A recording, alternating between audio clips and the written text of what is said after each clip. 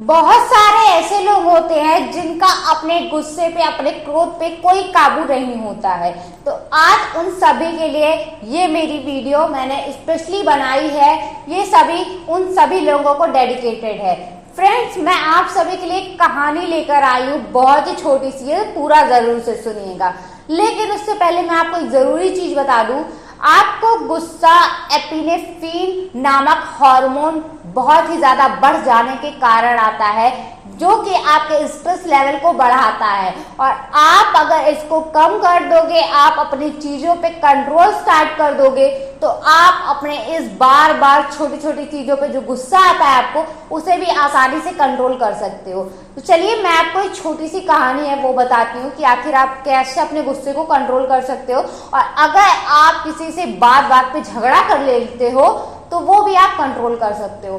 तो एक बार की बात है, एक गांव में एक साधु रहते थे। उन्होंने बहुत सारी सिद्धियां हासिल कर रखी थी। तो एक पति पत्नी का जोड़ा रहता था उसी गांव में। तो पत्नी और पति में अक्सर लड़ाइयां हुआ करती थी, क्योंकि पत्नी भी नहीं चुप रहती थी और पति भी आकर के उसे मारता पीटता, अनाप शनाप बकता रहता था। और छोटी छोटी बातों पे भी उनके यहाँ झगड़ा स्टार्ट हो जाता था। तो अब ऐसे में पत्नी को पता चला कि एक साधु आए हुए हैं गांव में और उनके पास हर समस्या का समाधान है।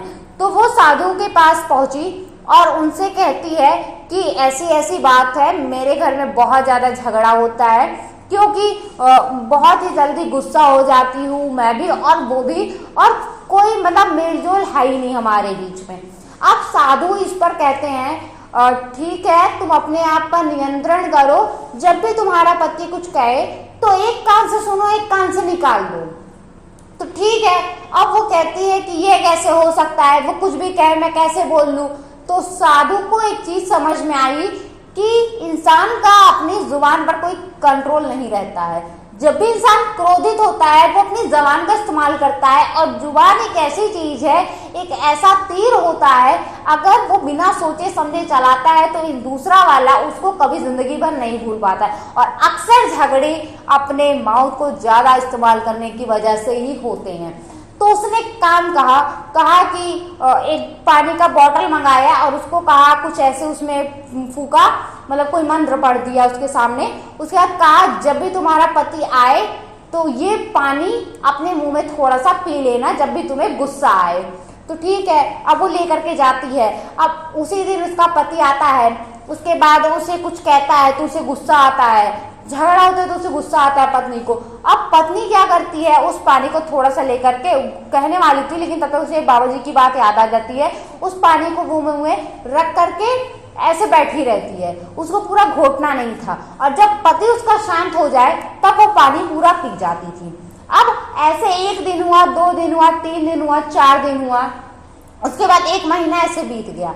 ठीक है, उसके घर में कोई झगड़ा हुआ ही नहीं, क्योंकि दूसरा व्यक्ति शांत रहेगा। जो उसकी पत्नी थी वो शांत थी, तो उसमें कोई झगड़ा हुआ ही नहीं। अब 1 महीने बाद बाबा जी के पास वापस से जाती है और कहती है, बाबा जी मेरा पानी खत्म हो गया, जल्दी से मुझे दे दीजिए, मेरा पति अभी आता ही होगा, नहीं तो फिर झगड़ा होना स्टार्ट हो जाएगा। तो बाबा जी ने उससे कहा कि उस पानी में मैंने कुछ भी नहीं किया था, बस मैं ये बताना चाह रहा था कि तुम अपने जुबान पर कंट्रोल रखो। अगर कोई व्यक्ति भौंक रहा है कुत्ते बराबर तो उसे भौंकने दो, अपना जुबान तुम मत खोलो। अगर तुम बोलना स्टार्ट करती तो शायद वो पानी भी कुछ ना करता। तुम जब बोलना शुरू करती हो तभी दोनों लोग में झगड़ा होना स्टार्ट हो जाता है। तो उन्होंने डायरेक्टली इनडायरेक्टली ये कहा कि दूसरे वाले को तुम इग्नोर करो। जब तुम इग्नोर करना शुरू कर दोगी, कमियों को, गलतियों को, सब कुछ उसको अपनाना शुरू कर दोगी, तो झगड़े अपने आप कम हो जाएंगे। तो ये छोटी सी कहानी थी फ्रेंड्स। अगर आपके साथ भी ऐसा हो रहा है तो आप अपने गुस्से को कंट्रोल करना सीखो। वो आप किसी तरीके से कर सकते हो। जब भी आपको बहुत ज्यादा गुस्सा आए, अपने इस हाथ की मुट्ठी को ऐसे कस के टाइटली बांध लो, या फिर उल्टी काउंटिंग अपने मन में सोचो, उसको एकदम ही से इग्नोर कर दो।